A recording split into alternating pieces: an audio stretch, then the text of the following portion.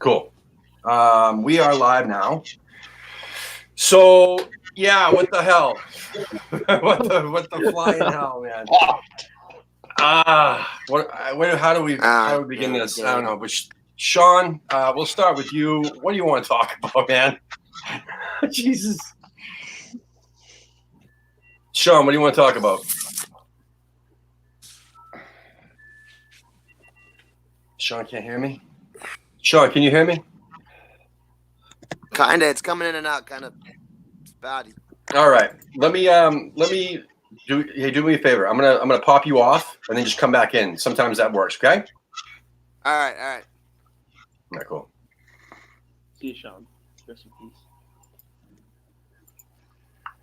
All right. Well, that's a great way to start things up. Can everybody hear me? Okay.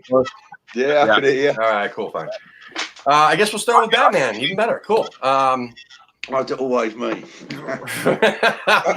What do you want to? How do you want to start this? I just don't know where to fucking start.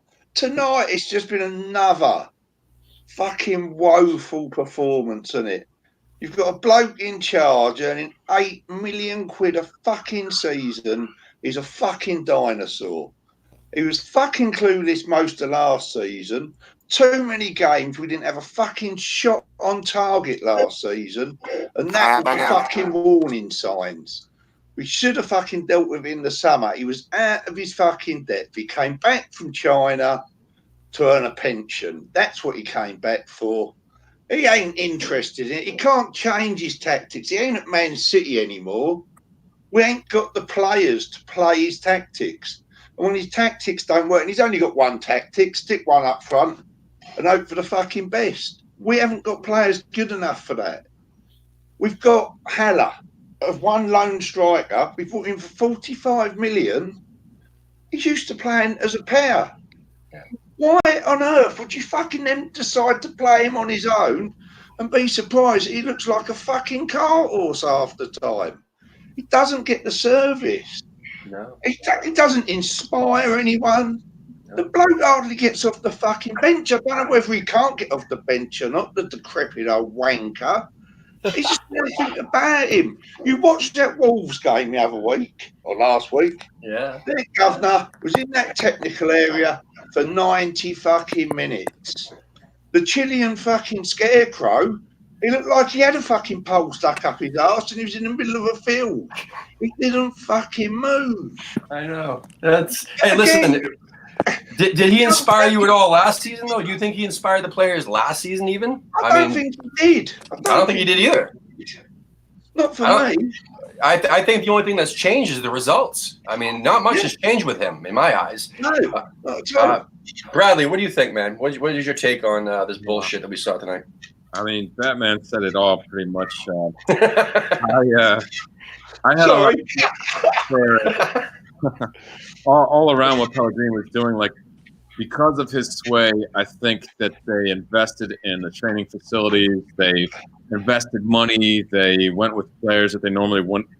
But as far as the team being changed under him, no. Like, he brought some sway to us for the better, but it hasn't paid off. And yeah, okay, one season we let that go under our we let that go off. Okay, we finished 10th. We wanted more, but that's fine. But second season, he's playing with at least 3/4 of the players he's selected. He's been given money. Granted, he could be given more money, but he's been given money. He's playing the tactics he wants. He's playing the players he wants. He's playing the style he wants, and he's not achieving anything. And he's not – I think what makes us all the most frustrated is not that we're losing, but there's no change. There's no reaction to what actually is happening. It's like, no, I'm going to stick with the 4-2-3-1, same players in there, and hope they succeed or do something differently. And like you said, they're no Real Madrid. They're no Man City. We can't play this exciting attacking football. I mean, even when we have possession, we don't know what the hell to do with it. So, yeah. Listen, it's one of those things where you're right. He hasn't been given all the money in the world, all right, or as much money as there's other managers that have been given a lot more money. But he's a fucking professional manager. He should know what to do with what money he's given. That's his job. Take what you got and make the most of it, right? And adapt, adjust accordingly. That's what a professional should do. Right. I don't know. I mean, that's just my thoughts. But yeah, nothing changes if nothing changes, man. Listen, last season I had the same issues with this dude. You know what I mean? The same issues. It was the most literally last season. I had more anxiety watching last season than I had any season prior, even with Bilic. And I'm not a Bilic fan whatsoever. So this, and then I'm like, okay, well, at least he's got some money this summer. He's going to bring in some more players that, in his mind, will help him do his thing. No, it doesn't. It hasn't done shit. It's the same old shit over and over and over again. And like Batman said, no shots on goal. Last season, I didn't know where our actual goals were coming from. When we scored them, it was a surprise. It was like, oh, Chicharito flicked one into the box. Surprise. There wasn't a definitive style of attack that you knew this player was going to score. It was like, good luck, West Ham goal comes in out of nowhere. Yeah. So, Joss, I'm looking at the stats here, man, and it says that we had 11 total shots, okay? And Arsenal had 10 total shots. Yeah. They had 3 on target, all 3 fucking goals, obviously. Yeah. We had 4 shots on target and couldn't get it done. They had 64% of the possession, but possession doesn't really mean shit to me. It's shots on target usually, and also just finishing your chances. But what did you think about the match today? Like, what are your thoughts? It just looked like possession. Just when we had the ball, it just looked like possession. Hey Tim, I'm still having some audio problems. I'll jump back in a second. All right, man. Yep, no problem. Yeah, it just looked like possession without any idea what to do once we actually had it. Like you'll see once we get it up to either Felipe or Snodgrass or Fornals with an opportunity to cross into the box. Like that seems to be the only thing that we are able to do. Mm-hmm. We have lacked like any sort of cutback. I don't think I saw us play a cutback cross just along the ground, easy for someone to finish. It was always in the air, and it's just I don't know. We just look static. That's the best way to put it for me. It's just static. Yeah, Neil, what did you think? Brian? Well, I didn't see the game. I could only listen to it on the radio. But from listening to it, it seemed like we sort of had control of the game for 60 minutes. Mm-hmm. And then we blew it. We let them get kicked 3 goals in 9 minutes. And game over. And I think it's time for Pellegrini to go. Like, if we lose to Southampton on Saturday, we're in the bottom 3. Well, we could be in the bottom 3 aren't there a couple of results that need to happen before us or before? No. Okay. We're 1 point ahead of Southampton. If Southampton beat us, we take their place in the bottom 3. So the thing that worries me the most about today's match, especially, but this seems to be a common occurrence. We had more corner kicks, only 1 more, but still, and then we had 10 more crosses than Arsenal did today, and we got nothing out of it. Nothing. We had 19 crosses today. They had 9. They didn't even need their crosses. They did what they had to do inside the box. But anyway, that's bullshit, man. And here's the other thing that I have an issue with, which will go around the circle. We can't be. My opinion is we cannot rely on passion. We cannot rely on Antonio. And listen, the whole Chelsea fixture, everybody was like, "Oh, we're gonna have Antonio back, yay!" And the players are gonna rally around Mark Noble's comments before the match, and they're gonna give it their all. We were lucky to beat their second string. We were lucky they didn't have Willian in there to begin with. We were lucky they didn't have Conte starting, and we were lucky to pull that one off. And me and everybody else, not everybody else, but most everybody here on the show or channel said, we're still Pellegrini out. It's bullshit. Nothing's changed. He made tons of changes. No, he didn't. He had the same formation. He just had Antonio in instead. And yes, he dropped the defense back a little bit off the high line, but that's not making a lot of changes. That's not making the necessary changes. So anyway, we can't rely on the passion because guess what? They don't give a shit anymore, man. They don't. Right, Wayne? I mean, what do you think, Batman? Yeah, the problem you've got at the club, and let's get down to brass tacks on this. It's not just Pellegrini. It was Bilic before him, Allardyce before that, Avram Grant before that. The problem is the fucking owners. And while them 3 fucking no good shysters are running that club, we will lurch from disaster to fucking disaster. We haven't got a squad. That's the harsh reality of it. He can't change anything up. I think his tactics are outdated anyway. But if he wants to change them, he hasn't got the players there to do it. We let all them players go in the summer, and we didn't replace enough of them. It's simple as that. A £25 million net spend in the Premier League is fucking embarrassing. Yeah. We moved to the ground with the promise of the next level of marquee signings. And I've had this row with people. They say about Haller, they say about Anderson. Yeah, they're big signings for West Ham, but that's only because the Sky money has gone up exponentially over them seasons. So it's not a big investment by the club because Sky are paying for them players. Let's be honest about it. Yeah. And them three, well, Sullivan in particular, is pocketing money after Sullivan and Gold have pocketed 30 million in interest payments on money they've lent the club. If they're the true fans that they claim to be, that 30 million could have paid off some of the debt that they've lent the club. I've got no money of them no problem of them getting their money back. But I've got a problem with them earning out of it, and that's the problem we've got. It's never going to change while they're in charge. And it's going to come a point where the fans are going to have to stand up and have the row. Oh yeah, because that's the way it's heading. 100%. We're going to get back to we're going to get back to the finances in a minute because I got a few comments on that. But let's get Sean into this since he's back. Sean, what do you think about what the hell's going on? What just happened? I don't know. Where do you want to begin? It's kind of a tailspin, you know, like you just saying about the owners. They're pinching pennies, you know, trying to save $5 and it costs them like $5 million. Coming in with, you know, we spent the money, we gave them what they wanted. They're not performing. Pellegrini's not getting them to respond. There's no urgency. He's just a corpse. It feels like it's a, you know, shadow of what he used to be. He's not fired up. I don't see anyone having any like desire to want to be there just to get their check, you know. Anderson shows up when he feels like it, you know. Noble can't carry it all by himself. He's getting older, you know. Declan's trying to learn the show, but he's not quite there yet. Yeah.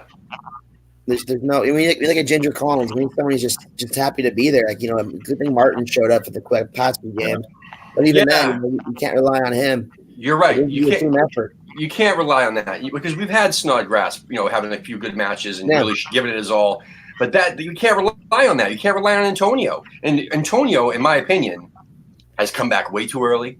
We're famous for bringing people back way too early, like Lanzini, and then risking them to have, you know, further injury, which is why I'm concerned about us bringing Fabianski back too soon. I know he's just a goalkeeper and he's not going to get into it that much. But yes, a hip injury for a goalkeeper is severe, dude. Like that you don't want to risk that.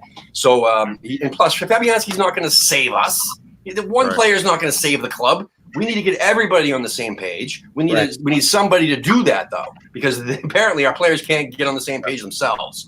So let's go with Bradley now, man. I agree with both y'all that the ownership is failing us. At the same time, I'm not one to say let's throw money at a problem to solve it, you know, because of the people scoring right now. It's the team from 2015. You know, it's Antonio. It's Cresswell, it's Ogbonna. They're actually challenging Allaire and for goal ratios right now. So I think it's not necessarily, hey, let's buy $100 million worth more players, because that means season or two to gel. It means maybe lack of premier experience. I think really it's motivating the players, finding chemistry, find players that actually play well together, or a formation that helps them play well together. And for me, it goes back to Pellegrini. He's not doing it. Yeah, the players have to invest in the team as well. But if a manager's not playing to them, then they can't do anything more than what he's providing to them.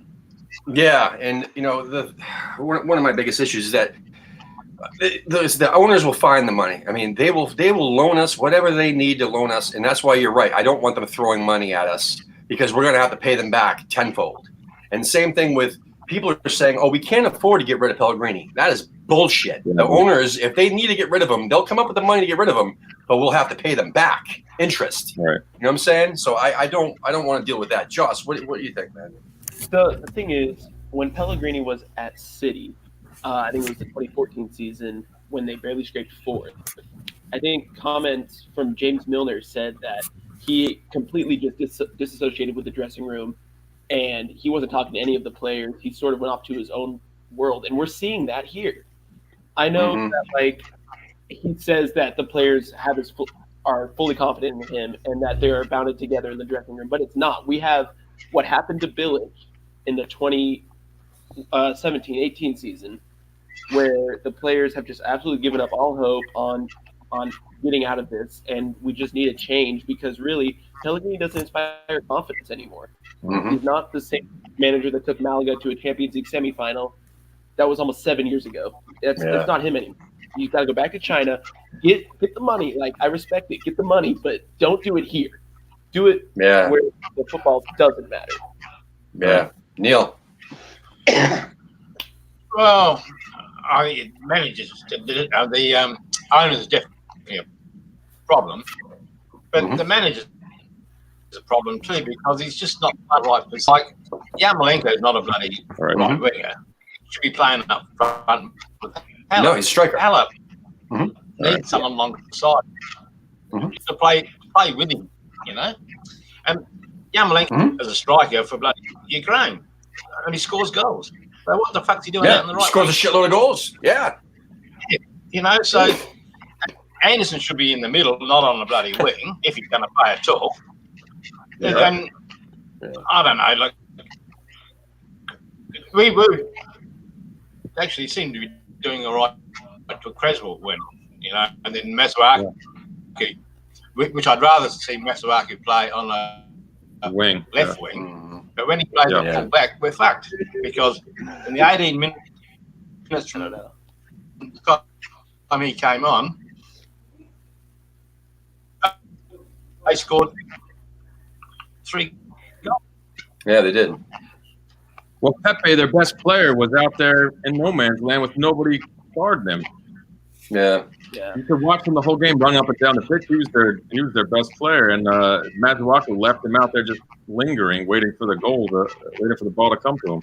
Yeah, I vow to never listen to a match or even a half on radio ever again, because I watched the first half and then my feed shit the bed, and I switched over to the audio stream. You get that? And every time I listen to them on the audio, it's they lose. They shit the bed. But Batman, what do you think about the owners and the money? Like, what if they threw the money at the problem, or if they bought out who need to buy out? Do you agree that they'd ask for that money back 10 times over? They ain't going anywhere. David Sullivan is not going to sell that club, and that's the harsh reality of it. As much as I'd love to see David Sullivan sell the club, he ain't going anywhere. So what we've got to do, see, you look at what we've done. We say about the training ground. You look at Leicester, you look at Spurs, and I hate fucking Spurs for fucking passion. But that is a properly run football club. They've got a training facility that makes our fucking stadium look fucking pony. You know what I mean? Yeah. We say we've invested in our training facilities. I've seen Sunday League teams with better fucking facilities than we've got. We've painted a couple of fucking sheds down at Rush Green, laid a couple of pitches out, and said, we've got a great new facility. We haven't got a great facility. Other clubs have spent 50, 60, 70 million pounds on training facilities. And that gives you the chance to bring players fucking through. You look at Leicester, Maguire, they sold him for 80 million. Kante, we haven't got that infrastructure around us. So we have to, if we're going to progress financially, the owners have got to put money in because we're not generating anything on player sales. Not any big numbers, you know what I mean? Leicester give themselves an 80 million budget because they invested, 5-6 million in Maguire a few years ago and sell him on. But we don't do that. Because we buy donkeys. Yeah. That's our fucking problem.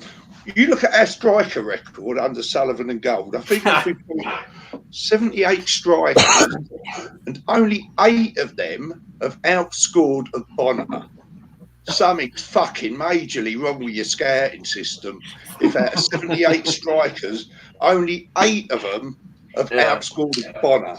I'd like to Probably think one I that's could have happened fucking today. scored more than some of them fucking donkeys they fucking signed. Yeah. But we spend all this money on shit. And that's our problem. We've got no decent scouting facility, network. We don't bring the decent players through. And until you start doing that, until they invest in the infrastructure, we're still going to be treading water all the time. And that's all we're going to do. But you know, we've been offered, you know, what, supposedly 80 million or whatever it was, or 65 million. I don't even know what the figures were. Like, it's a lot of money for Declan Rice, or 66. I think that was paper talk. You think so? And same thing with Diop, though, because I like 65 million for Diop. Like 8 million for Declan fucking Rice at the moment. At the moment, I'll snap you out for 40 million for fucking Declan Rice. Let's get in the real world. Declan Rice is not an 80 million pound player. That's not what he won't be in a few years. What I was getting to, you know, exactly. What I was getting to was that, you know, if that was real, then we should have taken it, right? I mean, but our fans, I think for the most part, a lot of our support, a lot of the club supporters are a little too loyal. And they, you know, we got to understand that this is the modern game, and in order to keep up with everybody else around us, we need to sell our Maguires, our Contes, our Rices, our Diops. When that type of money comes around, how else are you going to compete? I mean, because again, Rice, and I've said this a million times on the show, I 100% believe that Rice's best years are 2-3 years away from now. He's not his best yet. He's good, but he's not his best yet. And why is it, right? When we do have a decent player like Payet and that fucking no good Austrian fucking Ponce, that fucking parasite, we get fucking striped up over transfer fees. Yeah. Why we never took the 35-40 million pounds on the table for Arnautovic that was originally offered? Because fucking Stevie Wonder could see he was going to fucking go in the summer anyway. So we waited that little bit of time and got 20 million for him. I mean, what kind of fucking lunacy was that? The Ponce was never going to fucking stay. We should have taken the money, but they tried to act the big one, thinking, we'll get 50 million from him in the summer. Well, you little shyster fucking Russian hat-wearing porn baron midget Sullivan. Yet again, you fucked it fucking up, didn't you? You know what I mean? We get rolled. I don't see how we do it. We get rolled all the fucking time. Yeah. Sean, what do you think? I mean, like, do you think our infrastructure shit? Do you think our fans are too loyal? I mean, what do you think of these things? I mean, would you have taken the money? I mean, if there was that money available, I mean, offered. And like Wayne was saying. At the time, I was against it, but, you know, looking back at it, hell yeah. If I would have known he was going to pull that snake move, definitely. You know, we're too loyal. We want to believe in something. We want to have that talisman, that hero. It gets expired. That's every game. You know, we got that romanticism, I guess. We want this, like, dream team, but it's not clicking. It's not happening. We expect too much out of one player again. Like you say, we rushed one too early. We put too much on them, and when they don't perform, when everyone else is backing off, we say, "Oh, what's going on?" You have to tell them it's So before I go over to Joss, and we're gonna go backwards counterclockwise. Let me understand. Like, what was your thoughts when we went up 1-0 today? What went through your mind? I was excited. I thought about time. You know, it was nice. Plus, Agbana going through. Pushing it in, you know, I thought there's a little bit of fire on the field, a little bit of, like, you know, a little bit of energy, a little bit of movement, a little bit of life in this corpse. But second half. So you bought into it?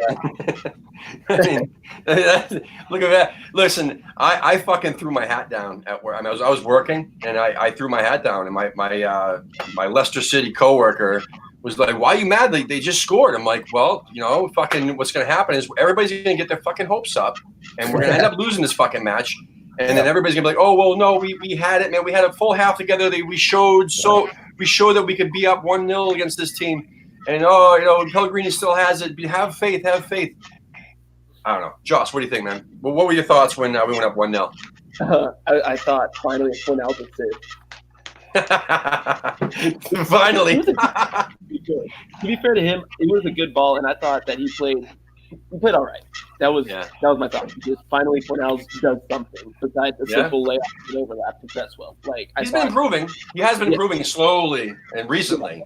Snodgrass against Wolves, phenomenal. Snodgrass just but it's I don't know. It's like I feel like I was on the same wavelength with you. I was like, we're going 1-0 up, but I know Pellegrini's too much of a dinosaur to change anything, and he did it. He went for that He went for that second goal, which I would get in some cases when maybe we are playing well, but we haven't been playing well. And so why didn't we just shut up shop? Let Arsenal have the possession that they've been having. They've been creating their own. They weren't doing anything, but you saw. Like as the game went on and like Noble ran out of steam and Antonio couldn't press as hard anymore, the game was much more open. And Arsenal absolutely has the pace to destroy us with it. They had Albani. They did, yeah. It was Pepe. We have Ryan Fredericks and Matt Walker, Felipe Anderson as probably the paciest players on the team, but that's about it. Yeah. Antonio Water, he was a dead man standing. So it was just I don't understand why we shut up shop and gone for the closeout. Yeah, you're right, but Jesus, they're in worse shape than we are. It's just they have better players, so we knew that. We all should have known that. Once that second half hit, they are going to pull something out. I mean, they're too good to go down to West Ham the way we've been playing too. And plus, they have the shit run coming into West Ham, and our luck is, if you have a shit run, play West Ham. Bradley. Yeah. What were your thoughts, man? I was in the pub with 10 Arsenal fans. It's me and another West Ham fan, but you weren't able to tell he was a West Ham fan because he was so quiet. And I am actually commiserating with the Arsenal fans. And even when we got the goal, I didn't celebrate, not for fear of them, but I said, we're not going to hold on to this long. Or Arsenal was literally gifting us. They played so horribly. They're trying to play out the back. We were just dinking around. We kept pressing them. They put themselves on a platter for us to take in the home stadium, with it being Mark Noble's 500th appearance, all these things happening, and they're giving us. I mean, there could have been four goals in the first half, and for us to score that one where it was like Albana, he put a damn good header in. But I was where are the chances coming from? And Masuaku bombing up the wing, crossed it to nobody. And the place where they were cutting back to was deep midfield. Suddenly, I think somebody in the live comment said it was like Declan Rice was suddenly the one pushing and trying to put pressure on the center back as our attacking player. So I saw that goal and I wasn't hopeful. I was glad, but I didn't celebrate because I knew it would be short-lived and I'd have to live it down in front of the 10 other. Yeah, exactly. Yeah, you have to eat your words, man. Yeah, Wayne, Batman. When he scored, I thought, fucking hell, that's another goal ahead of 70 of our fucking strikers we've signed. He's gone there. Fucking hell, yeah. It actually woke me up. I was falling asleep. The game was so fucking pedestrian. I was looking at it thinking, this is the poorest Arsenal side I've ever fucking witnessed. And then lo and behold, we just fucking collapse. Yeah. Once that first goal went in, you knew what was going to happen. We were all over the fucking show again. We haven't been able to defend for about 4 years now. And what happens after having Bilic as a fucking manager? I mean, everyone goes on about Bilic's first season.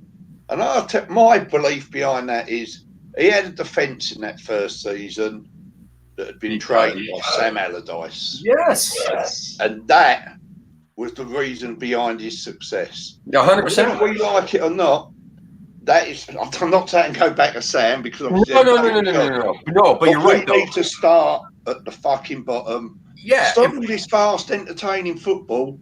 We need a manager in there who can organise a fucking team, get a team drilled on set pieces, and the likes of Allardyce can do that.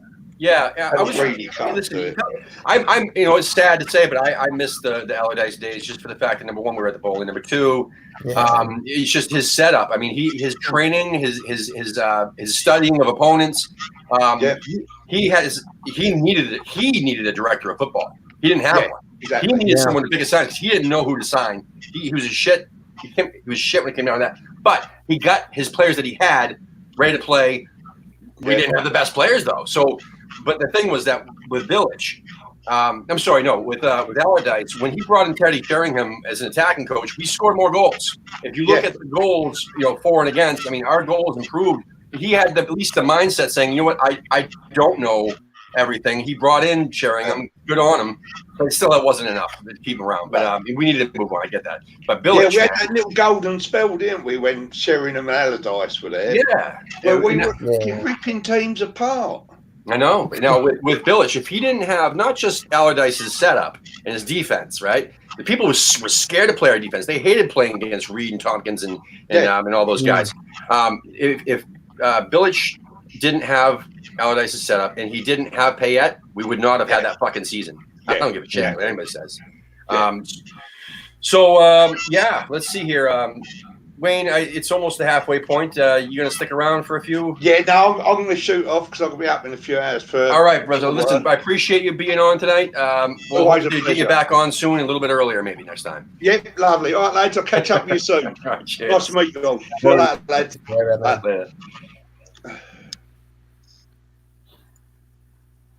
Tim, they had earlier before the game even started. They lost Bellerin because injury. And Arsenal was picking up injuries before the game. I felt like we were gifted. We might have a chance, but wasn't in the cards. They lost Kieran as well in the game, and they had to bring on Kolasinac, who wasn't even expected. He wasn't even ready. He didn't have a shirt. Didn't have a jersey on, You couldn't warm up. That's crazy. I don't know.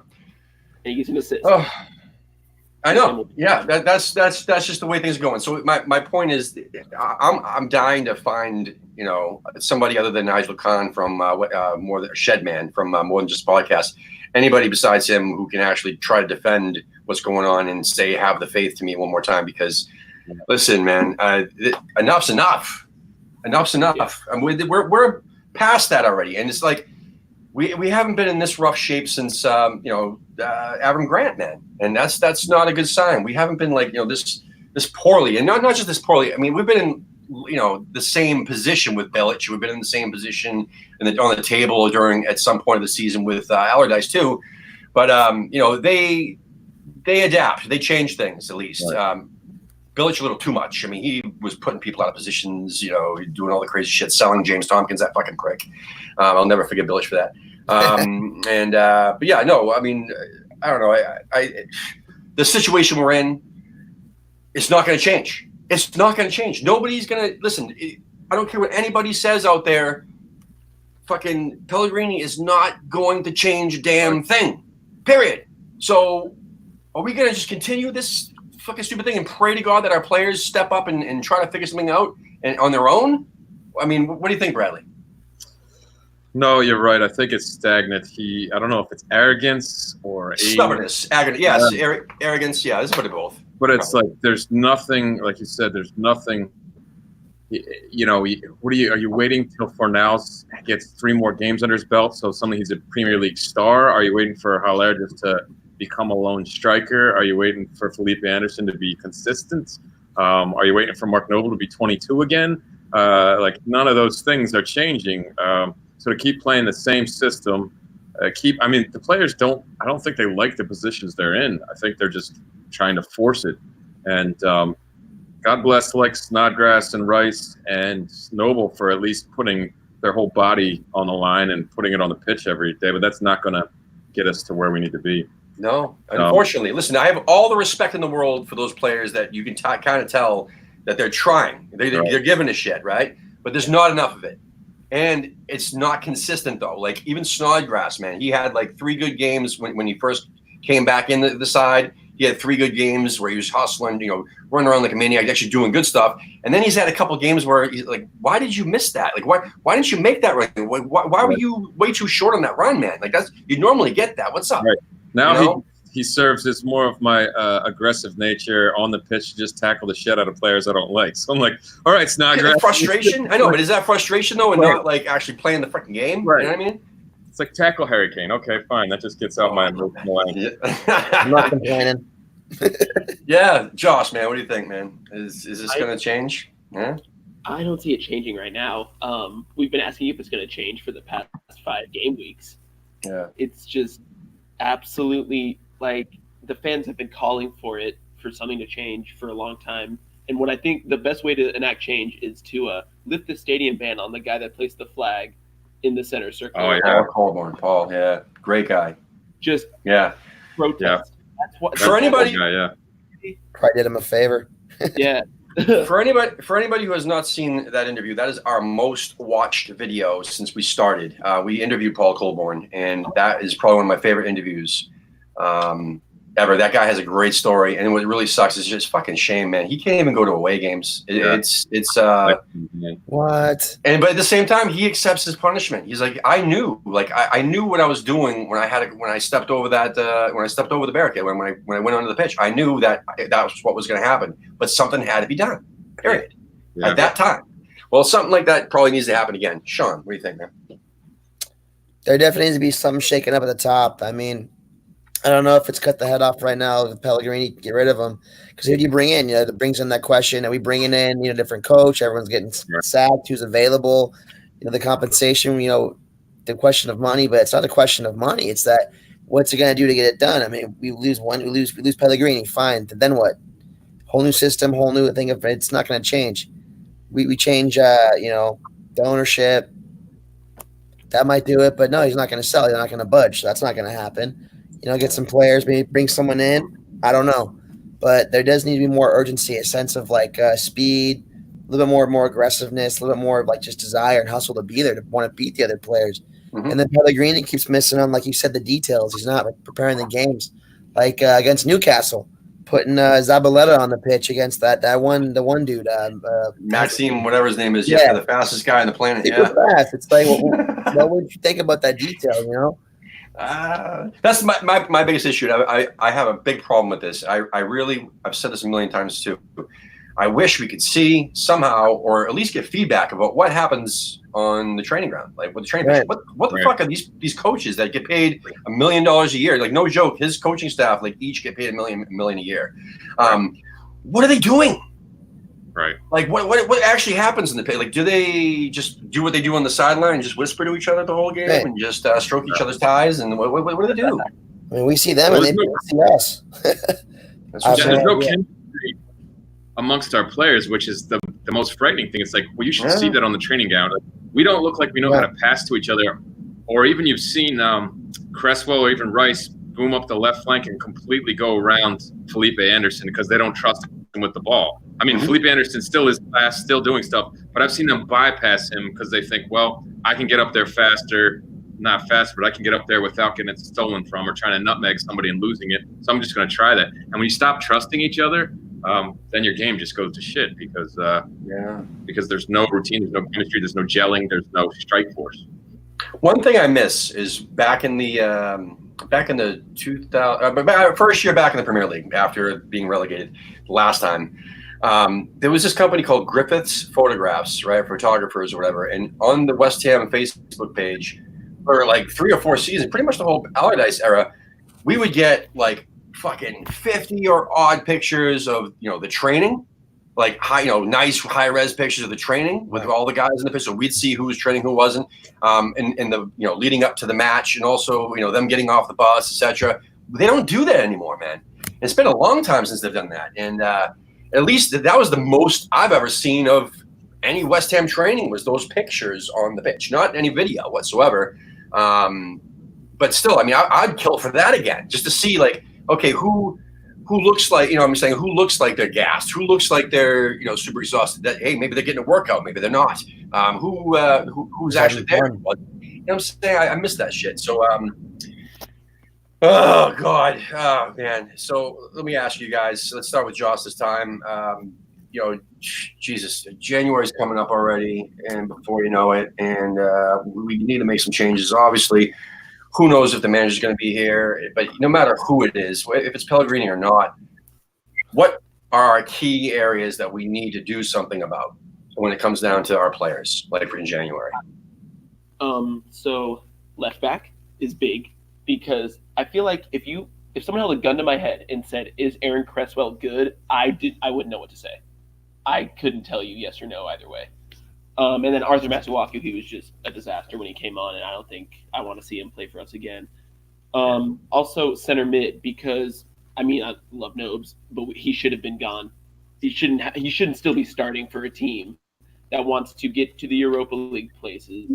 He should have stopped starting about 2 or 3 years ago, and that just shows like how much we rely on him still, and it's kind of sad to see.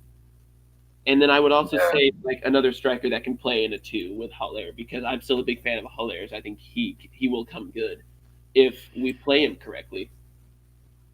Yeah, a lot of people say, striker. I mean, the feedback that we've been asking this to our recent guests on our other shows, and everybody seems to say striker. But at the same time, if Pellegrini's still around, he's not going to play 2 strikers. He just won't. Yeah. He's too fucking stubborn. He will not play 2 strikers. So what's the point in spending money on another striker if he's not going to use them? Yeah. Well, he might use them in place of Allaire because he's been doing, benching him for whatever fucking reason. Right. Like, listen, I understand Antonio is, he's been super passionate. He's been giving it his all. Thank you so much, but at the same time, he's not a fucking striker. He's a winger. Even when he's up there by himself, he always tends to just run off to the side, run off to the wing, around the box, and try to cut in.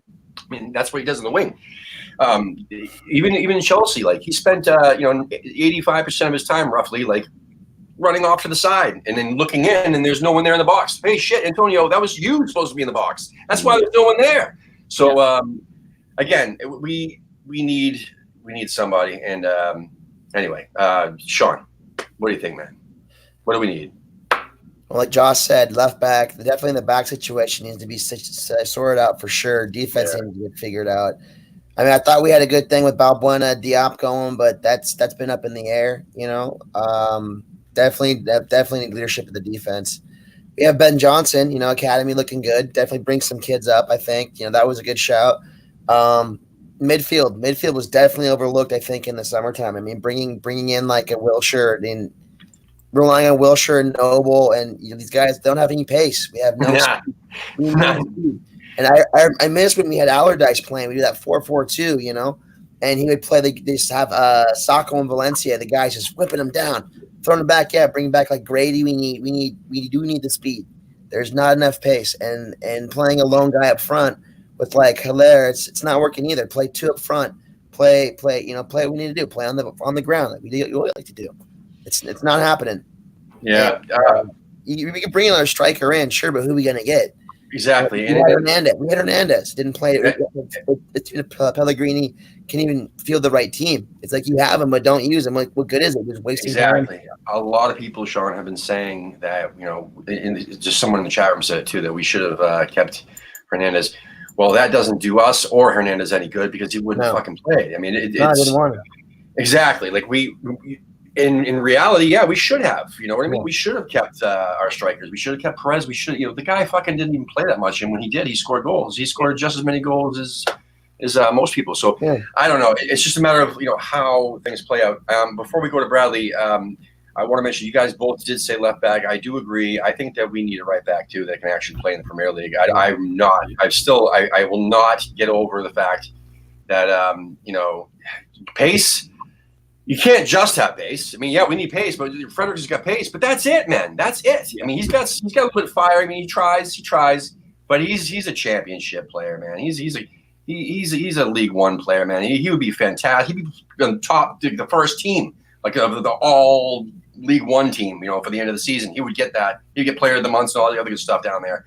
But pace doesn't do everything. And when you are too fast and you put yourself out of positions and you have to track back and that's your right back position, like, oh, fuck, oh, shit. And then he loves to give the ball away to the other players. He doesn't really keep his head up when he passes the ball. And so half the time it goes to the other team. If you guys are pro Fredericks, pay attention to that next time. Pay attention to when he actually goes to pass the ball and tell me that I'm wrong. Please. I would love to hear that. But anyway, what was the other thing?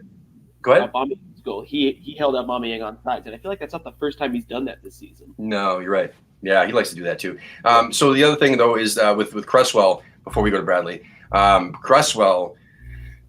Sometimes he is good. Sometimes he is great. Sometimes he's good enough. Sometimes he'll pull something out of his ass that'll be like, wow, thank you, man, you're awesome. If we didn't have that we would have lost the game. Great. Right. Not enough though, right? So our biggest issue across the board is consistency.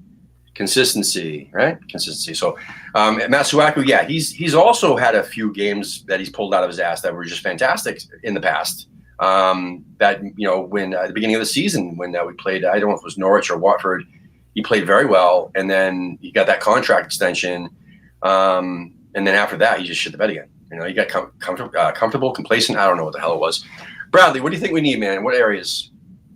I mean, I'm with all y'all. Left back, definitely a position. I was looking at Sessegnon. I wanted him because he's pace, he's young, he'd be exciting. Yeah. Back when, I don't know how he's doing right now. Striker, I would say striker, but then if Pellegrini seems to be, if we still have him here, it's like West Ham's where strikers go to die. You know, like as Batman said, Wayne said earlier. You know, it's like we have all these people. They come in for one game, they don't do it. Even a Yeti, he could be a better striker. We don't know, but we never give him a chance. And when we do, it's like, oh, he didn't make it, so we're not going to use him again. I feel the same way about Holland. Yeah, everybody was ragging on his ass, and he only had what 13 minutes or 20. I don't even know what he had. Yeah, but doesn't play to a good system. I mean, the only striker that actually succeeded in Pellegrini's system was Arnautovic for 2-3 months, but we can't replace him. He's one person. You know, we're not going to have him again. I'd say a box to box. Now, I'm going to throw something kind of wild at you. Just like Declan Rice became kind of like a defensive midfielder, I'd actually throw in, if we had no options and we gave the same budget, I'd like to see Diop playing alongside him as a defensive midfielder. You see him bomb up all the time. He wants to score. He wants to shoot. You see him like with those long telescopic legs run up the field. I'd like to see him become sort of like a Koyate from 2015. Yeah, I never thought about that. Never even thought about that. Playing him out of position, but I think like he can defend, he can run, he's young, and he can actually shoot. If you actually watch him, he can shoot half bad. That's desperate measures, but be unique. I say be unique. Try something out of the box. Yeah, my desperate measure, the one I've been talking about a lot lately is 3 center backs with Declan Rice though as a center back, because I feel that you know, he does want to. I don't know. He's a much better defender, I think, than he is a midfielder. Really, I mean, yes, he's got pace, and yes, he likes to make an occasional run. But I mean, again, if you have 3 center backs, I don't know. I think that he should make that run occasionally, but not often. I think he needs to stay. He's a much better defender. He's a fantastic defender. That's the reason why he has that role, is because he's such a good defender. He knows how to get the ball away from people. He loves to get the ball away from people. It's his natural instinct. He grew up as a defender. Like, why the fuck is he a midfielder anyway? What was the other one you said? Oh, so basically, we could utilize our players that we currently have without having to spend too much more money and get the most out of them by having Masuaku as a wing back. You know what I'm saying? Or have Fredericks as a wing back, because they're both not fullbacks at all. You know, they want to go forward. They don't want to stay back. Right. But they would come back if they have to, and they do from time to time. So if you don't make it their sole role, then yeah. My most outlandish formation is one that I actually used as a coach of a Sunday league team, which was the most craziest thing I've ever done in my life, and it was the best thing that ever happened. I also use it in Football Manager too, because I love that game. 3-5. But nothing. Is it 3-5-2? No, it's a 2-3-2-1-2. Oh, so yeah, it's bananas, man. So basically 2 center backs with a defensive midfielder, which could be Declan, and you have the 2 wing backs, and then you have 2 central mids and the 1 defensive midfielder. You have 1 attacking midfielder. So it's basically a 4-4-2 diamond, right? With wing backs. That's the easiest way to say it. So instead of a flat 4, you have wing backs, and so it looks like 3 across, the wing backs and the defensive mid. Very attacking, very like it fucks with people's heads, especially offensively on the other end. I mean, once you don't know who's coming at you, because you got those 2 center mids too, not just the defensive midfielder and the wing backs. It's quite crazy, and I don't know. I love that thing, but you're gonna have to write that out for me. I'm gonna have to look at that again. It's awesome. It's cool, and with our current squad, it would be fantastic, because we get our 2 strikers. We got 2 strikers, right? And then you have 2 strikers. Then you have Anderson at the top of the diamond, and then you'd have Noble and Snoddy. I really think Snoddy's more of a center mid than he is a fucking attacking midfielder, because he wants to get in for a tackle, and I think he could play a box to box. I really do. And then you have Declan at the defensive midfield, and then you have Masuaku and or somebody else, maybe Ben Johnson or somebody in the left wing, and then have Fredericks in the right wing, and then you have any pairing you choose of our 3 central backs. I don't know. I think that's kind of interesting. We got. I just want to say thanks to the chat room real quick. So before, I mean, we still have 15 minutes left, but I just want to say chime in there. We got Gary Parriage, our good friend from South Carolina. I love Gary, man. He's awesome. We got Neil from down under, who was on the show briefly today, briefly last week too. But for whatever reason, we just have shitty internet connection with him. Whenever we try to get him on, but he's awesome. He's very loyal. Thibaut, Trevor Beaumont, and Richard Walton, and a bunch of other people. I know there's a couple of people that left as well. We had Dave Jelly. Pete Fountain is the one that left. Pete Fountain was a great musician from New Orleans, actually. Or was it? I think it was from New Orleans. And Dave Jelly, I said that already. But anyway, thank you everybody who's been in the chat room so far. Keep the comments going. Looks like it's bananas. So Colin Johnson, thank you. We're streaming live on Periscope for all the Twitter heads, YouTube, and Facebook. If you're viewing us live or not live from Periscope or Facebook, please check out our YouTube channel, which is our main base there, and subscribe to the channel, please. Click on the notification bell. We have shows every single day except Saturday, pretty much, and we have multiple shows on a couple different days, all different types of shows, all different, like Friday Night Likes, which is kind of a cool game show. And then we have, the OG debate sometimes. And then we have, we got interviews, which we do. And then we have the weekend review show on Sunday nights, which was kind of like this one. We have multiple people on. We have Fixture Focus, where Justin from Chicago Hammers interviews people from different supporters groups here in the United States for our opposing club. And also We Are the Girls in Claret and Blue, which is cool, with Ali and Reese from the UK, who go to all the West Ham women's games and report to us via YouTube and inform us, which is really neat. Also, I got to mention real quick before we get going. Let's see here. If I can pull this up. Jesus Christ, yeah. This is our shop. Okay, listen. If you have a supporters group, or if you don't have a supporters group, whatever, you want to get your design in our shop. We'll split the proceeds with you 50-50. There's actually one dude from the Appalachian Hammer who's going to be foregoing his 50% and having it go to Isla, which we're going to do with those shirts as well. So basically 100% of those particular shirts with his logo, Appalachian Hammers, on it, is going to go to Isla. We have a bunch of other supporters groups that 50% go to us, 50%, which pay for all these bells and whistles and programming that we have, and 50% goes to the supporters club, which is kind of neat. Like Boston Hammers has been selling a shitload. Kansas City Hammers has been selling a shitload. Philadelphia Hammers has been selling the most by far, which is awesome. I even bought one for my son, because we went down there and visited. There's Bayou Ironworks, which is also selling a ton. We also have other groups, even from the UK. Hammers Sing, which is an Indian group from East London. They're awesome. We had them on. We actually had one of the guys on from that group on Sunday. I interviewed them. It was really cool. So anyway, they get 50%, and for most of them, it pays for their bar tab, for the week or whatever. They have to drink a lot, watching West Ham. So it helps them out. You know what I mean? And you get to wear cool shirts with cool logos and designs. We also have other designs in the shop, just random cool West Ham related designs, which is neat. We listen, man, the stuff that's in our shop, everything from skateboards to with the logos on it to shower curtains, the bath mats, t-shirts, hoodies, whatever, the whole 9 yards. I just have to do the commercial at some point, so I chose to do it now. So please head on over to ahtv.threadless.com.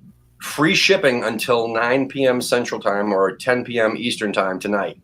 Okay, so that's a huge thing. It doesn't come around that often with Threadless, but when it does, we try to let everybody know. So thanks for that. And one of the last things I want to do is play. Hey, Tim. Yes, Bradley. Can I just give a shout out? I want to say hey to Wally World. He just came on from Philly. And I want to say hi to Gary as well. I hope you got to the game. He had a car problem earlier. 2 guys I met, both really classy lads. So, yeah, fellas. I met Wally in Philly. So that was awesome. Yeah. I love Wally. Yeah. I almost made it to that match. Wally is a huge a huge supporter of this channel, and we really appreciate everything he does for us. He helps us out a ton, and he's also been on the show a bunch of times too, and I really appreciate that. And I don't know if you guys noticed this show. This show is called AHTV and Friends, this particular one, and I like to invite the people that I used to have on the show at some point or another that I enjoyed talking to, which is pretty much everybody. I love everybody I've had on the show for the most part. But if you guys want to be on the show and you're watching this, let me know, and we could find a slot for you somewhere. If we haven't interviewed you yet, please message us on any of our social media platforms. We'd love to chat with you and get your story and how you got into West Ham. I don't care where you live in the world. That would be awesome. So I got to play a couple of voicemails real quick before we do any Hammers polls. We're going to have time for like maybe one or two Hammers polls, but let me try to see if I can get this voicemail stuff up, because there was two voicemails that were left today. And nowadays looking for a job. Let's see here if we can play this. All right, this one is from Zach, the co-host of American Hammers Radio, who's now going to be doing his own show on American Hammers Radio Network. Yeah, let's play this. Hey guys, it's Zach. Look, I know I'm very pro Pellegrini, very pro let's keep him, yada yada yada. Today I'm at a loss for words. I mean, I don't know what else to say. We had a great first half. We had a great goal in the first half. VAR should not have been checked, but it was still a great goal. We were up 1-0. We were ahead on dangerous attacks. And then in the second half, what happens? We fucking blew it. They lose a defender in pregame. They lose another defender during the first half, and they have to bring in some scrub that they did not expect to be playing on the bench, and then yet he starts playing 6 minutes of the game. I don't know what to tell you guys. This is absolutely bonkers to me. I understand that Fabianski's out injured, and he's really been the lifeblood of the team as of late, but he's hopefully coming back Saturday, but he needs to come back. Allaire, I don't know what Pellegrini was thinking, keep putting him on the bench and just starting with Antonio. He should have had Antonio and Allaire together up top.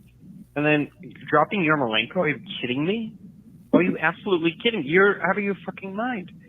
The whole formation today was terrible. If you want to play like that, you need to have, it really should be 4-4-2, and the two wings play up from Noble and Rice, and you will allow them to be creative and allow them to play the wings, and then have to worry about defense and let Noble and Rice be the defensive midfielders. I mean, this is not rocket surgery, guys. This is easily fixable, but we have a manager who doesn't want to fix it. He wants to keep doing the same thing over and over again, and he's expecting a different result. And what's it called? That's called insanity. Yeah. If he can't win on Saturday, he needs to pack his things and be gone. And who comes in for him? I don't know. I know Rafa Benitez is back in the country, but he says that he's going back to China. So whoever we bring in, it's going to be on a very interim basis.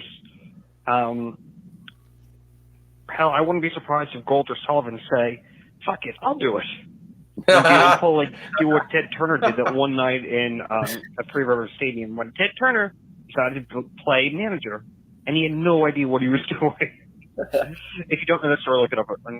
It's a great article. Or if we can't win Saturday, Pellegrini's gone, and we're going into the Christmas break down as far as we are, not looking with no hopes whatsoever for going forward. And considering at the start of the year, I thought a European finish was very attainable. Going into September, it looked very attainable. And then Fabianski goes down and everything goes to shit. And that says a lot about our scouting director, the fact that he needs to go and Roberto needs to go. And we just need help. And January is going to be a very interesting time to see who we sell and who we bring in, because we need new defenders, we need a new backup goalkeeper, and we need to bring in somebody that knows how to deal with it. Yeah, let's go down from me here and give me your thoughts on that, Bradley. All true. I'm glad he's come over to the dark side, or maybe the light side of being Pellegrini out. Yeah, I think it is interesting to see. I mean, I don't even want to wait to Southampton. You know, I think what we should bring up, we haven't done so tonight, is who is our favorite replacement. Talk about Benitez. Yeah. We've talked about, they talk about Howard, Deischer, Allardyce, even Moyes, Houghton, Kovac. I don't know who is actually a likely possibility. Now I've been excited about whatchamacallit, the guy from Eddie Howe, whatever, what's his name from Bournemouth, but he's on a losing streak as well. So do we want to exchange one for another? Same with Benitez. Do we want to exchange one Chinese dinosaur for another? I don't really see the next. I mean, for as much as I want Pellegrini out, I don't know who the next replacement is. So I don't know if any of you have thoughts on who would be the fill-in. Joss. I mean, we see what happens when managers get sacked, and a new manager comes in, someone close to the club, and he can just rally the players around him. We saw that with Everton last weekend. Duncan Ferguson came in, and they got an absolutely wonderful result against Chelsea, a result that they deserve to get. They deserve that, yeah. Yeah, the players were rallying around them. The fans, like Duncan Ferguson, he embraced a ball boy, and it was just wonderful to see. Like, the belief was back there. Mm-hmm. So maybe the best idea is to bring in someone who is close to the club, someone that we kind of we love to have, like we regard as a legend, like Duncan Ferguson is there. I don't know who would want to at this point work for Sullivan and. I can name a couple, but a lot of people don't want him, and that's Paulo Di Canio. What do you think? Yeah. I would. I'd take him. I'd fucking take a punt to that. What about Rio? What do you think about Rio? Rio is a money only. He doesn't give a shit about West Ham, brother. He doesn't, man. I had a story about when we beat Manchester United this season. Rio did a Facebook Live on his way to the match because he was working for Sky or something like that at the match, and he was all about Man U, Man U, Man U, Man U, Man U, and I'm like, dude, come on, man. Like, not even like a bone from West Ham at all. He didn't even say anything nice about him, and I'm like, that's just him, man. He's all about what's the flavor of the week and where's the money at, and sure, he'd take the job 100%. And he'd probably lie to everybody's face too and say he loves the club and all that crap. But I don't know. That's just my opinion. That's just what I witnessed, me personally. So that's just my take. But anyway, he could be a good manager though. Who knows, Bradley? Maybe he could be like the next savior, next John Lyle. Who knows? Sean. Well, there's a lot of talent out there floating around like Zidane and guys like that, big next level dudes, but. Again, he's going to fit into the club. You need someone who understands what we're about, understands our style of play. What we like to see. We like to see an aggressive play on the floor. Maybe Pochettino, take a punt on him, see what he's been doing. Yeah, he wasn't so bad, but I don't know. He's got that Spurs stink on him still, so that's hard to wash off. I know. Yeah. Ugh. I know. When we go for Rafa, it's like we sack him in sack him in January, and then rebuild a whole new season. We try it again, put a Band-Aid on it. I don't know. That's also why I didn't want Chris Hughton. Okay, a lot of people were on board with Chris Hughton, and that dude spent 1970 until 1990. That includes his time at the academy over there at Tottenham with the club. That's over 20 years with that club. You telling me he doesn't have a soft spot for that club, Tottenham? Like, I couldn't trust that with somebody. I understand that that's the past, blah blah blah. He's a professional, and he could separate that, blah blah blah. But no, he's a human, and in my mind. He spent the majority of his, playing life there. You know what I mean? Yeah. And he put the West Ham shirt on too. But again, he didn't really play the best for us either. I mean, I don't know. That's just my opinion. Real quick, before we go on to the next voicemail, which is a really quick one, which is the reason why I'm going to go into it, is that it's not. I'm sorry. The proper quote, Zach, who left the voicemail. It's not rocket appliances. It's not rocket surgery. If you guys watch Trailer Park Boys, if not, then it's rocket science. But yeah, so let me get into this last one real quick, and then I don't know, we might have time for one Hammers poll. This should be good. Keith Willis from Bayou Hammers and Albuquerque Hammers. What more can be said than we haven't already thought today? That fucking scarecrow needs to be gone, and the sooner the better. Absolutely fucking pathetic. There you go. And that's it. That's enough said. Oh, that does sum it up though, eh? Yeah. All right, let's do let's see if I can pull up one Hammers poll here before we get going.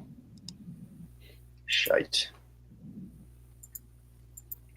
About Ginge, get Collins in there. Yeah. Oh, that too. Yeah, shit. But he still wants to play. He said that in a recent interview too with Stop Hammer Time. He said, listen, he's still got a few years left, he says. Well, so maybe player manager? He stubs himself in like gigs. I want, honest to God, no jokes aside. Yeah, I mean, I would not be as upset as most West Ham fans if Paulo Di Canio was our manager. We need that fire. I don't give a shit. People say he's too fiery. I don't think there is such a thing. Let him get a red card. I don't give a shit. I mean, listen, the rest of the team would rally around that. But my thing is Kevin Nolan, man.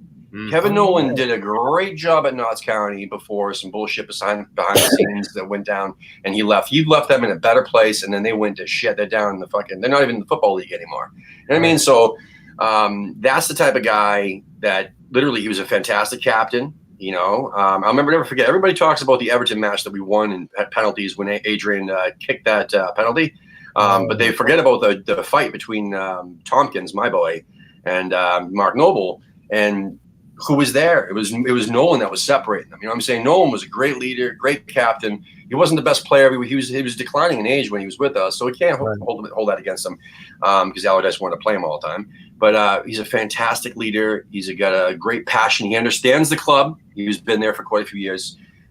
So that's my thought. Let's see if we can do a Hammers poll here. Well, these are going to be actually fairly quick. Let's just start with this one. So what would you prefer for the January window? Can you guys see this? Yeah. Cool. Yeah. All right. So what would you prefer for the January window? I know where my vote would go. This is from Talk of West Ham on Twitter. Go away. There we go. Keep Pellegrini and spend. Cheap boss and spend little, or spend $0 or pounds and get Benitez. Middle. Cheap boss, spend little. Yeah. What do you think, Joss? Middle. Yeah, because Benitez ain't the answer, and Pele's not doing it. There you go. And 72% are fucking retarded. So, wow. Unreal. Wow. Even under Wow. Pellegrini. Jesus. That's out of 229 votes. There's still 8 hours left in that. So head on over and put your sense in there. Common sense. Holy shit, dude! I'm so depressed about that one. That's sad. If that's another reason why I hate Twitter. Yeah. So let's see here. Tony Cardi. Nope. Never mind. That was an old one. Who'll score first? Yeah, because shit that already happened. So never mind. All right, Hammers polls. That's a wrap. Thanks. You only have one poll for us, but anyway, I love Hammers polls. Listen, everybody. If you guys have any poll ideas, you can submit it to them, and they'll they'll put it up there. And they got like over 4,000, maybe even more. I think they have like a shitload of followers.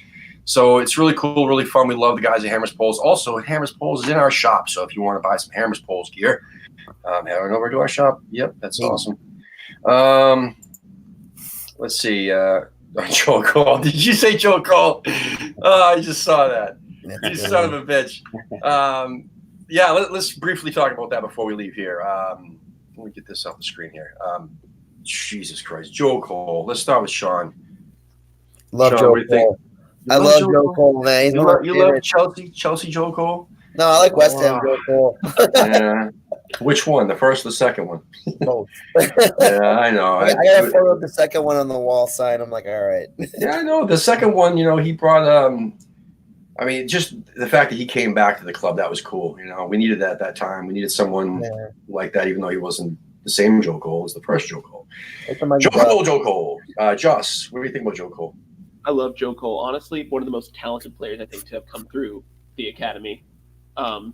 It's a shame that he didn't spend his whole career with us, but sometimes, if you're a player and you're faced with the decision of like going to European champion Chelsea or, putting your name up in lights as a star. It was different owners back then. It was a different club back then. I mean, and same thing with Rio. Like I give Rio shit, but at the same time, we needed the money at that point. Yeah, different. Yeah, I don't either. Bradley, so explain yourself. Well, I'm going to go against some earlier trend. I don't want to be a selling club in like selling Declan when it becomes good to invest in a bunch of lousy players that are 10 million. I I want to keep our Ferdinands, our Lampards, our Joe Coles, our I think we shouldn't look at ourselves as a small team who needs to sell a big player to start getting 3 other players. I say make it attractive enough to make West Ham your home and rise up with us. So I mean, Joe Cole, I don't think he has the chops as a manager, but it's one of those exciting, like, hey, anything is going to work except for what's going on now. He used to wear the claret and blue. He was exciting to watch. So maybe like Lampard has been to Chelsea, maybe he could be our new standard bearer. But it's a long shot. So somebody. What about the Cowley brothers? I think it is. Big West Ham fans. Exactly. Yeah. They did wonders with Lincoln. Brought them all the way to like the FA Cup 5th round. Yeah. I've been hearing that a lot. Yeah. Lincoln's So- great. Yeah, maybe not now, but I could definitely see them in the future, and I think it'd be fun because I just want a manager that is under 50 years old. Just please. Yeah. That's all I want. Yeah. Well, Dyche, Howe, those have been the most common names that are not too old recently. Well, also Houghton and shit like that too. I mean, Howe, everyone's spoken Howe. Now, Howe, and they say, I mean, everybody's been saying lately that get linked with West Ham and then your formal dip as a manager. We get managers sacked too. We do.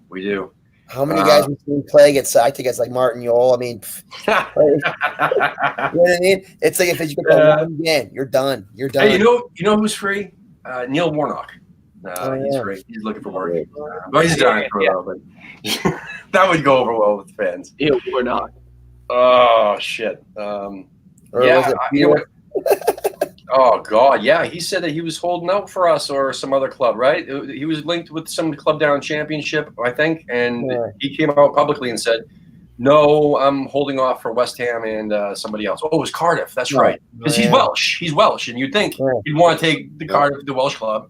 And he said, "No, I'm holding off for West Ham and some other club. I forgot what other club was. Doesn't matter." Warnock said that. No, it was Tony Pulis. I'm sorry. Tony Pulis. Oh, okay. Yeah. Okay. Yeah. Tony Pulis. Arsene Wenger? Anybody? No. No. Another dinosaur, man. I'm telling you, there's all these are. So maybe, just maybe, the owners who are smart business people because they've made a shitload of money, right? So they got to have some sort of brain in their head, right? Maybe they are just fooling us. Maybe they are just playing it off like ha ha ha. They all think we're stupid. We're all shit, and maybe they're already planning and have these names that we've never even heard of or never even thought about, and they're going to pick the next right manager for the club, and everybody's going to love them again. And maybe they're holding off on that. Like they got a secret. They got the trump card. Like a wild card in their pocket, and they're like, you know what? I'm gonna hold this until we sack Pellegrini, and then everybody's gonna be happy. We're gonna wait till everybody is so miserable that we sack him sack him. Everybody's gonna love us, and then we're gonna have this this wild card, and everybody's gonna say, "Holy shit! Maybe these owners are awesome, man. Yeah, thank you so much for doing that." Maybe I don't know. I'm blowing smoke right now, but I'm stole Christmas. Wayne in the chat room, Wayne McMullen, West Ham is why we drink guy, says Harry Redknapp. He's old, dude. Redknapp's old. I mean, he's West Ham, but he's old. Nikki Kosovic, I thought it was Kovac. Yeah, is that the guy from I think so. Dortmund? Unless there's another Kosovo guy or whatever that we don't think about. Jesse Marsh from Bayern Munich, yeah. From where? From RB Salzburg right now. He's at Salzburg right now. He's an American, managed the Red Bulls, went to Salzburg for a little, and he's one of the reasons they're doing so well. I want to the guy that's at Leipzig. Nagelsmann. That's the guy I want. Yeah. But everybody's telling me that he's way out of our league. Apparently, he went from Hoffenheim to there, but he plays that formation I'm telling you about. Not the one I made up, but not made up, but I like. The other one, the one with the 3 center backs and then the wing backs and then 2 strikers up top. He plays with that. And that's the type of formation that we need. A guy that comes in, we need someone who will utilize wing backs. Otherwise, we got to get rid of those players, which no one's going to want to buy. So we're pretty much stuck with them. So we might as well use them, right? And the same thing with the 2 strikers. We need someone who's going to play 2 strikers. Yeah. Rafa Benitez, for everybody who in there is saying Rafa Benitez plays 1 striker. He plays the same fucking exact formation as Pellegrini. It's just He utilizes, I'll say this a million times, I watched the Tifo videos on this dude and his tactics. He utilizes his right winger, who was at Newcastle, Matt Ritchie, as a second striker, a sneaky second striker, or like a false nine type of deal. But he'll start out on the wing. But we don't need that shit, man. I mean, I know Yarmolenko would love that, but I prefer Yarmolenko to stay in the box with Allaire, because that's where he does at Ukraine, and that's where he scored a shitload of goals. Is at, just box. Like, yeah, he's tactical. He knows where the net is. Yeah, we've seen it. He was good. Like, my hammer of the year until like October or November. Yarmolenko out. He absolutely like just changed my whole perception on him. Someone says Steven Gerrard in the chat room. What do you guys think about that real quickly before I give you my final question? So with Sean. If he's up to it, he wants it. I mean, his loyalty's always going to be to Liverpool, but yeah, if he wants to come make his bones and do a good job, all right. 2006 FA Cup final. Anybody know? Yeah. Bad memories. Joss, what did you say? Well, you saw the last manager that came from Scotland to the Premier League was Brendan Rodgers, and look at here now. I would never have Brendan Rodgers, though. I fucking hate that guy. Anyway, no, he's a slime ball, dude. He had a wife. He left her because she was fat, and you know what I'm saying? No, I'm telling you, he's a piece of shit. That guy in person, he really is. He divorced her because he just was sick of looking at her, and with this and left her with the kids and everything like that. That's not fucking cool, dude. He's a piece of shit. So fuck him. Anyway, Bradley. It was a question about Steven Gerrard. Sure, yeah, Steven Gerrard. Okay. What do you think? I'm fine. Pass on that. Nah. Pass? No? Okay, yeah. So I mean, there's a lot of people who say hell no because of the memories of Steven Gerrard, and also they would say no because of his lack of experience as a manager. But then the other ones, the devil advocate people, would say, well, listen, Frank Lampard only had 2 seasons as well, or like a season under his belt, and he's doing fine with a shitty situation in Chelsea. Great players, but he could have better, and they got the transfer embargo, blah, blah, blah, blah, blah. Anyway, my final question, I think I've forgot it already. Bring in Zidane. Yeah, Zidane. No, listen, Zidane, Nagelsmann, all these guys, man. The guy that you guys mentioned from Salzburg, too. I mean, listen, there's a lot of great managers out there. But I don't think, listen, go to the sackrace.com and check out like the recent odds. They post not just the odds for like Bet Victor, but Paddy Power. They'll show all the different ones. And some of them are like, okay, they're a long shot on Bet Victor, but on Paddy Power, they're like, 5/2. And Eddie Howe was like almost a definite for a while. Benitez was almost a definite. It's all bullshit, man. And even Allardyce was like 20-1 on one of them. And I'm like, he won't come back just because fucking he hates the owners. You know what I mean? And a lot of these guys can't stand the owners. Like Moyes. If you guys are Moyes, hi, I'm sorry, we found a prettier woman than you. We're gonna take her instead of renewing your contract. And then all of a sudden, she's kind of annoying. I'm gonna get rid of her. Hey, Moyes, you want to come back? Baby, you look good again, man. Would you want to come back in that situation? We still talking about Brendan Rodgers? So I don't know. Yeah, maybe. If I'm Carlton Caldwell, I should have told you. Fucking Moyes. Anyway, yeah, I guess that's it for tonight, man. Listen, guys, if you guys don't have anything you want to mention, plug, or where you guys hang out or watch matches or anything like that, feel free. We'll start with Bradley and then go clockwise. So, Bradley, what do you got for us? Or if you want to give me your Twitter handle or something like that, if any of you guys are into that, go for it. Things beeping and going in and out, but if it's asking for end comments, I just want to shout out again to all the people in the chat room. I've met a lot of you, and it's good to have Hammers Connections. So I want to thank you, Tim, for bringing us all together here and just having that support for dark days like these. Come on, you want? Yeah. Listen, do you have is there a place that you drink and watch the matches, or do you want to mention that? In McCool's on Bank Street in New Orleans, you'll always find a Hammer supporter, whether it's me or the one other guy. But we've got a small following that's getting started. So please come there. That's Finn McCool's on Bank Street. Open anytime a match is on. Awesome. Josh, what about you, man? Shout out to the people in the chat, and shout out Tim, bringing us. Wait, you're that way, yeah. Just bringing it all together, making it easier for us, because for a long time. It's kind of like this kind of sucks supporting this team, but we do it anyway. We do it for the love, you know. So I don't have a place to drink because I'm 18. So that's right. Yeah, but, soon enough, man. Soon enough. No. Hopefully, we get that Kansas City Hammers going. I'll be there. Cool, man. So, Sean, what do you got going on down there in San Diego? We try to meet up at the Harp in OB. Kevin does a good job opening up early for us, come see the San Diego fellas. I try to come down up in the North County. But I try to make it down about a little half hour, down the freeway, come see the guys early mornings. West Coast, 7 a.m. is always tough. Cool. But we pull it off, It's like you said, it's always good to see other supporters, meet new guys, talk to them. It's good chatting with you. We're not very few. There's a lot of us out there. Yeah, we're finding each other and we're seeing and we're growing. It's nice, It's not easy being a West Ham fan, but if we wanted easy, we'd be a Chelsea or Arsenal or United supporter, Tottenham, where wear a top 6 shirt. But fortune's always happening, man. That's us. Exactly. And the reason why we started this was to unearth all of the Americans, right? To all the American West Ham supporters and just showcase the groups and try to incentivize other people who might be in the area or traveling in the area to go visit these different supporters groups, or even people like Bradley, with him and his buddy. Like Oklahoma, they got like 2 people, you know what I mean? But they got a consistent group there, you know what I mean? 3 people, and if it's 3 people, it's technically a group. So Bradley, you need to get one more. But I know there's a lot of big groups out there. Next week, so we got a team.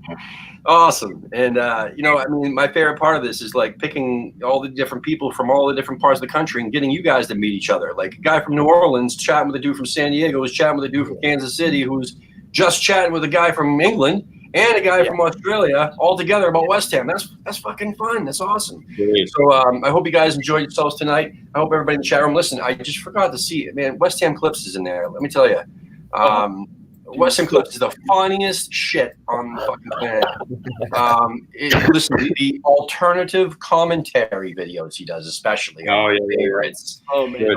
God, you got to get a new one out soon there, West Ham Clips. I'm dying to see that one. Chelsea scored in the Champions League music started playing. Yeah. Loved it.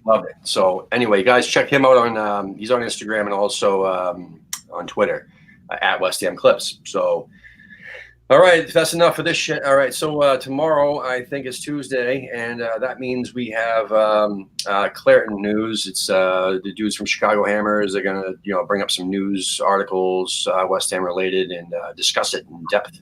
And then Wednesday or Thursday, we'll have the West Ham women's show. This Wednesday is a special version episode of Friday Night Lights. We're doing it on Wednesday instead because one of the contestants on the show is going to be none other than Ian Bishop. So no OG debate this week. Sorry, Wayne. We have Kevin from Columbus, Ohio is going to be a contestant along with Lee, who's not done the show yet.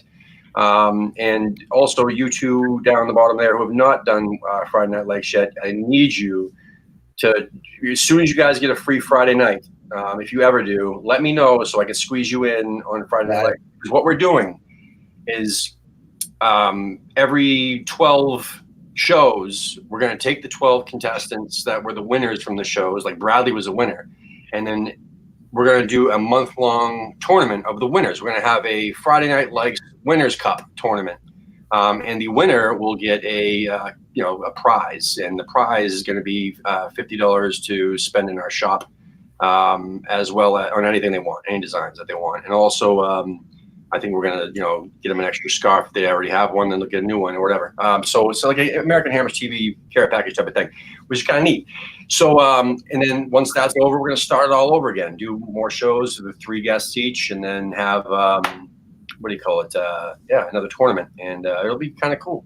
I don't know. So Bradley's already in, so if you want to compete against Bradley in the tournament, we can get some cool guests. Anyway, so what else? There's nothing Friday night because Friday Night Lights is shifting over to Wednesday. So anyway, come on, you guys, come on, you irons, and thank you to everybody in the chat room. See you soon. Cheers. Yeah. Come on, you irons. I'll talk you guys off the air real quick.